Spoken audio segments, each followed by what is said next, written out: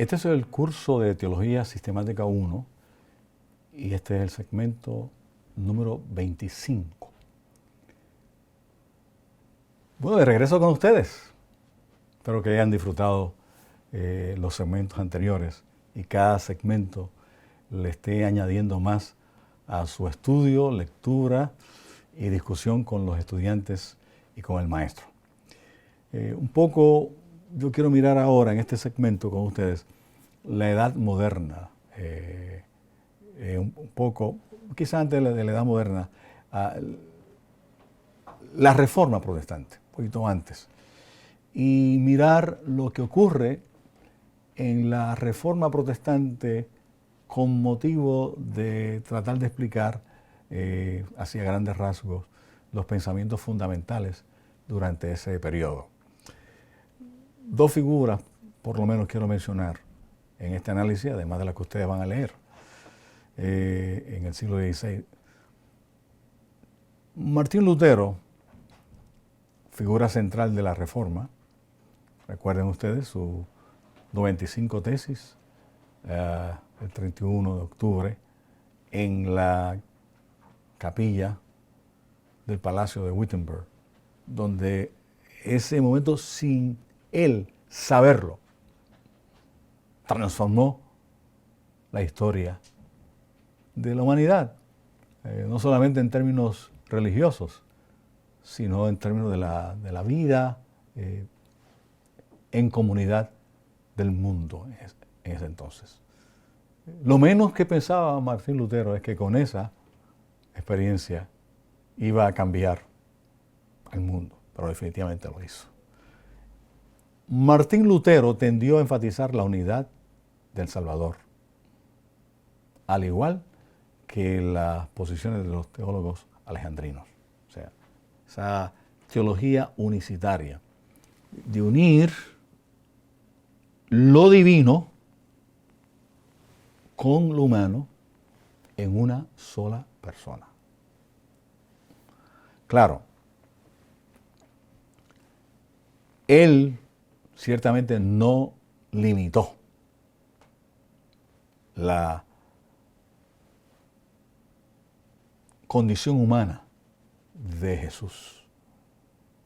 O sea, en otras palabras, afirma esa divinidad, pero también afirma, por otro lado, la humanidad. Así que ya en el siglo XVI, con la Reforma Protestante, uno de sus pilares fundamentales, Martín Lutero, que es a quien nosotros reconocemos, pero no podemos olvidar que la historia tiene gente antes de Martín Lutero que han estado luchando por la Reforma Protestante. Hus, Savonarola, Wycliffe, otros antes de él empezaron a desarrollar todo este proceso que en la figura de este profesor sencillo toma lugar ese movimiento en el 1517, a principios del siglo XVI. Así que esa posición no de que Jesús era Dios divino, a Lutero no lo llevó a limitar o a cuestionar la humanidad de Jesús, como un poco lo hicieron los teólogos alejandrinos, más formados en la teología platónica. Lutero estuvo convencido de que la mejor, y esto sí me gusta a mí, manera de conocer a Dios no era por medio de una idea filosófica, sino por medio del sufrimiento en la cruz. Miren qué extraordinario este proceso. O sea, es en el sufrimiento, en la participación en la historia del ser humano que Lutero encuentra el valor de conocer a Jesús, a Dios, y no en la pura especulación filosófica. En ese sufrimiento en la cruz, donde Jesús redime al hombre de la maldición de la ley, es que para Lutero la manifestación de la gracia y del amor de Dios y es nuestra mejor manera de conocer a nuestro Dios en el sufrimiento de la cruz. Y me parece que eso es importante en este proceso y al momento de llegar un poco a la edad moderna donde nosotros vivimos hoy, quizás podemos hacer algunas otras afirmaciones. Pero en este caso en particular es extraordinario que Lutero, por otro lado, afirma esta realidad y no solamente él la afirma, sino que además de él afirmarla, también su otra contraparte, que fue Calvino,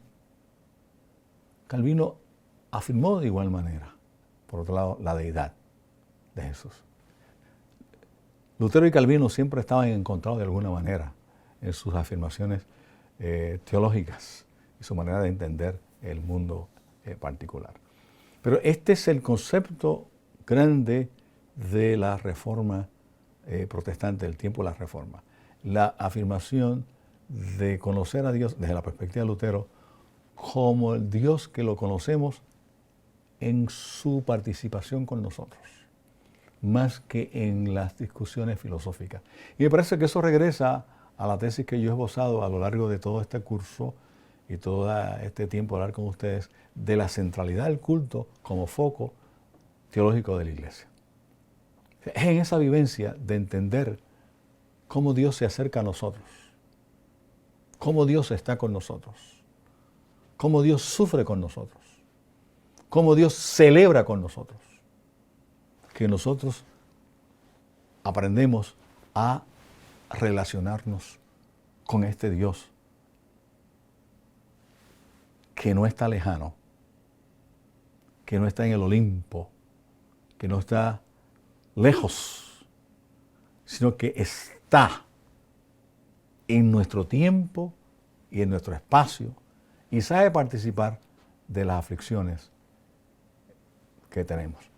Una visión de mirar quizás en el mundo contemporáneo se interpreta esa dimensión, una dimensión de mirar la cruz como central. Para algunos es entender la fe cristiana posiblemente desde el sufrimiento. Y uno podría decir y afirmar, bueno, si Cristo sufrió y no se rebeló, entonces nosotros como creyentes debemos enfrentar la vida y sufrir y aceptar el sufrimiento como parte de nuestra realidad y aceptar el sufrimiento como parte de la vivencia contemporánea y no protestar por el sufrimiento y de alguna manera no vivir pasivamente las situaciones que enfrentamos. Alguna gente en nuestro tiempo moderno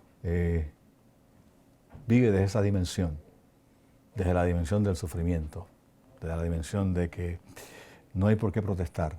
Esto es lo que nos tocó a nosotros y somos vindicados por medio del dolor y del sufrimiento en esa dimensión. Este tipo de proceso para mí comienza su análisis desde esta perspectiva de ver el entendimiento, la comprensión, la realidad, la verdad, desde esta dimensión del dolor. Y así, como he dicho, alguna gente modernamente interpreta el sufrimiento y dice, yo no tengo por qué violentar lo que está ocurriendo alrededor mío, porque si estas cosas hicieron en el árbol verde, ¿qué no harán en el árbol seco? Y entonces asumir el sufrimiento como parte de mi expiación y como parte de mi manera de vivir a la luz de lo que Jesucristo vivió. Esa es una manera de mirarlo. Hay otras maneras que vamos a discutir a lo largo de este curso. En la próxima sección, yo quiero mirar ya un poco, empezar a mirar la edad moderna, más allá de la Reforma, y ver qué cosas ocurren y cómo podemos aplicarlo a nuestra relación del estudio de la persona de Jesucristo. Nos vemos muy prontito en el próximo segmento de esta clase.